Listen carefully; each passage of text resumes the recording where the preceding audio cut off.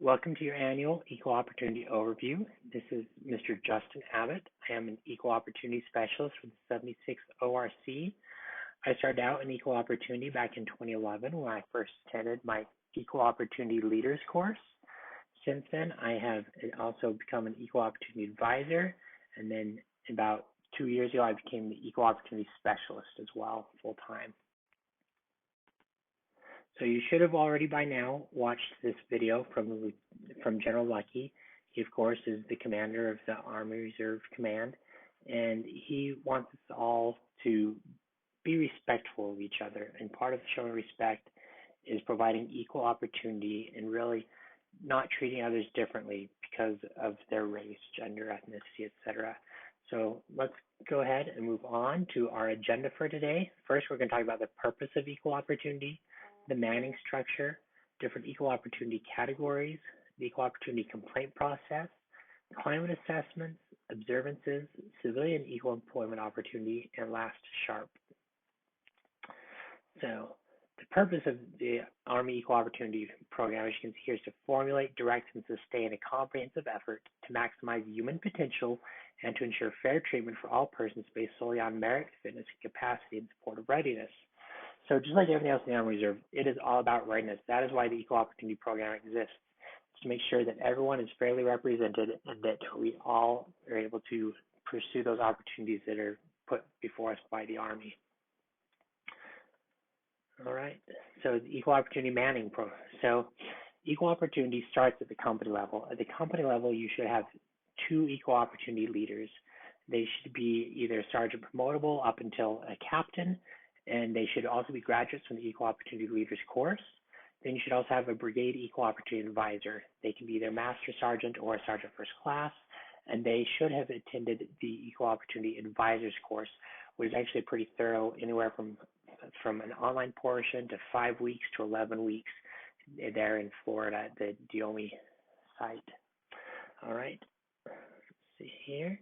So let's go move on to equal opportunity categories. So these are the categories that AR 600-20 says are specifically for equal opportunity. So first we have sex or gender. Next we have sexual orientation, religion, race, color, national origin is the last one. Now, however, let's talk about a little bit about transgender, because that is an issue that's been hot the last couple of years. So with transgender personnel, normally that's a process that goes through your S1, through the medical field, and then once that person has their gender recognized for defense and it's in DEERS is what their gender is, if they are discriminated against based on that gender, then they can file an equal opportunity complaint as well. All right. Let's now move on and talk a little bit about the equal opportunity complaint process. So first, there's the informal process. This is where your local company equal opportunity leader can help out. So they, first off, just like with everything in the Army, we like to keep it at the lowest level. So if possible, we'd prefer that you start off by talking to the offender and letting the offender know what they've done and let them know that behavior is not wanted. If you don't feel comfortable doing that, you can always send a note or an email to the offender, or you can ask a trusted friend or leader to talk to the offender. And also, if you'd like to, you can speak with your equal opportunity leader, and that leader can help to negotiate or to discuss it with them as well. However, if you feel as though it's not been resolved, or even before you do the informal complaint, if you feel as though it's such a obvious or blatant disregard for your equal opportunities, then you can go ahead and formally file a complaint. Now, a formal complaint has to be done through an equal opportunity advisor who are found at the brigade or higher. Now, the equal opportunity advisor will only file a formal complaint if it does fall into one of those categories there. With that, you would fill out a DA form 7279, and then you'll have to be sworn to it by an officer, basically just saying that you're doing this in good faith and that you're not just lying. And then once that's completed, you'll send that up to your equal opportunity advisor and an official investigation will be initiated. All right, now with that, remember, for the formal, equal opportunity leaders cannot fill out a formal complaint. That has to be done by your equal advisor. The equal opportunity leader might be able to help you find the EOA so they can get it started or show you what the paperwork looks like, but they cannot actually help you with that. They are there for informal complaints only. All right. So next, how do we figure out exactly what we need to do? Well, every year we do the climate survey, something that you're probably well aware of. Officially, it's called the GEOMI Organizational Climate Survey, or a DOCS. It's completed within 100 days of your new commander assuming command, and then every year after that. With that, one of the big things that we find is that people don't always feel comfortable taking because they're afraid that their commander might single them out and know who they are. So they've done everything they can to make this as anonymous as possible. For example, when your commander receives their report, then they must have at least 5 similar soldiers before their subgroup. So that means that you'd have to have 5 females or 5 minorities, which would be Asian or African American or anything like that, or you even have to have 5 white people in order for them to be grouped together as a group. Otherwise, they are just put up into one big hole, into a mass formation. Until you have at least 5 people, then they will not be broken out, and that's to help keep your answers anonymous.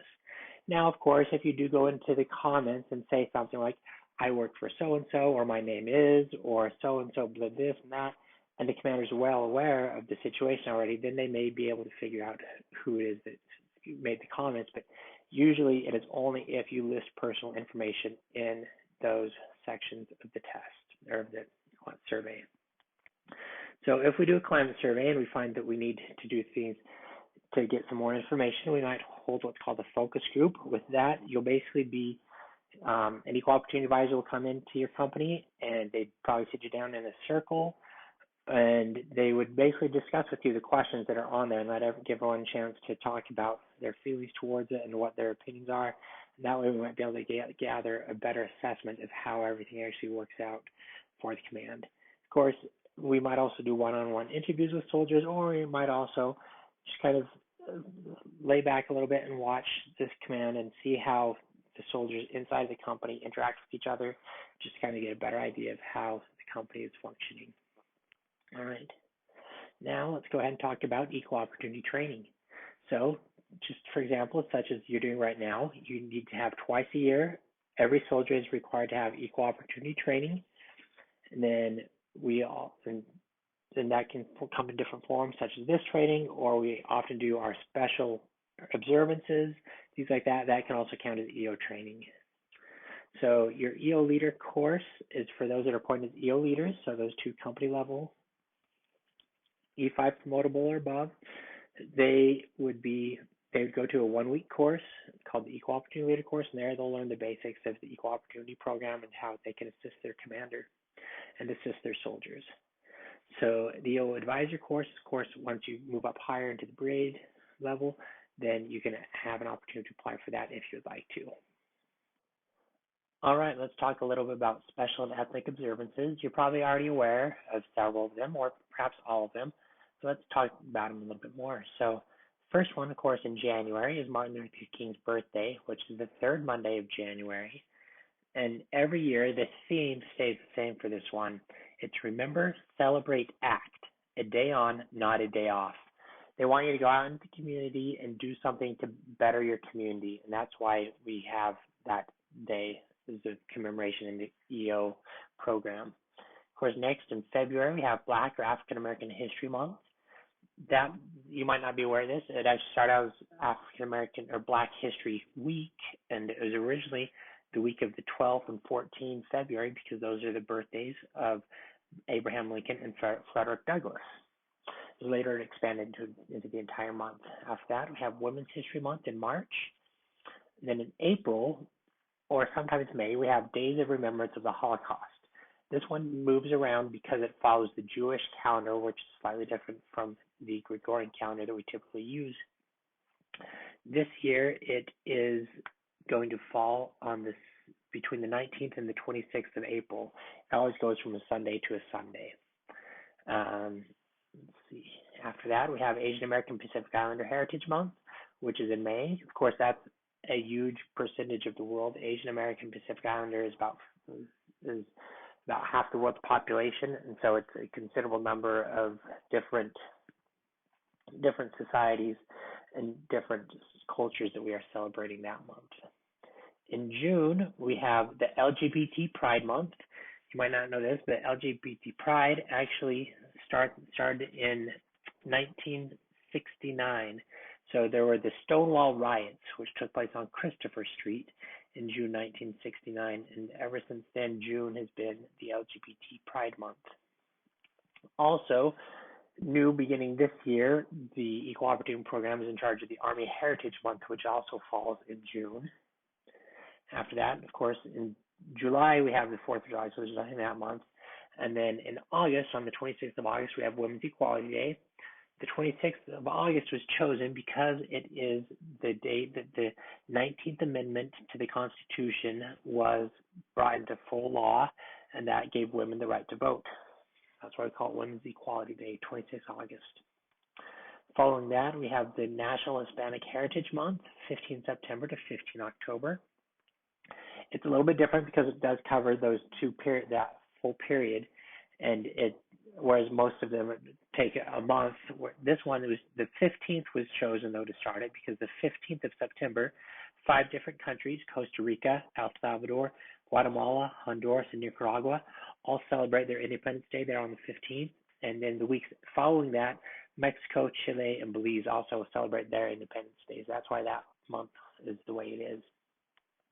Finally, we have the National American Indian Heritage Month, which falls in November. All right, let's go ahead and talk a little bit about sexual harassment. So, equal opportunity is there to help stop things, to nip it in the bud, as you say, to stop it from growing anywhere. But say things don't get nipped in the bud and they continue to grow and get worse, and it could be, there's a chance that you might have a sexual harassment or sexual assault take place in your company. If you do, you should contact a victim advocate or a sexual assault response coordinator. Equal opportunity personnel might be able to direct you in the right place, but that is the people you should be talking to. Every company should have a victim advocate, and of course you'll have your SARC, either at your brigade or division level. If you don't have one and you can't get a hold of them, or if you just want to remain anonymous, you can call the SAFE helpline. The phone number is there, or you can go to safehelpline.org, or you can use the Battle Buddy phone app. All those things are anonymous, especially the SAFE helpline. And you keep it anonymous so that if you don't want to be to have anyone else know about the incident, you don't need to. They're just there to help and support you in whatever way they can. All right. Let's move on now to the Civilian Equal Employment Opportunity. This is an office that is in Fort McCoy, Wisconsin. That is the only equal employment opportunities for civilians in the Army Reserve. Their phone number and contact information is there on the screen. All right. Lastly, I would like you to go ahead and watch this video a little bit further down. It's General Joe Dunford on the importance of humans, not hardware, in the military profession. And let me just kind of give you a preview for this and kind of talk a little bit about, give you my closing statement as well. So General Joe Dunford talks about how humans, not hardware, are the important part in the military. In the end, we as soldiers, we're humans, and we've got to respect one another and build each other up. When we respect each other, stand up for each other, and offer equal opportunity for everyone, we create an esprit de corps, and we become a resilient team, ready to fight and win our nation's battles. That's why equal opportunity is important. It's not just there as a program. It's not there to make the commander look good or for political correctness. No, it's actually there to help individuals and to help us become a one team. All right.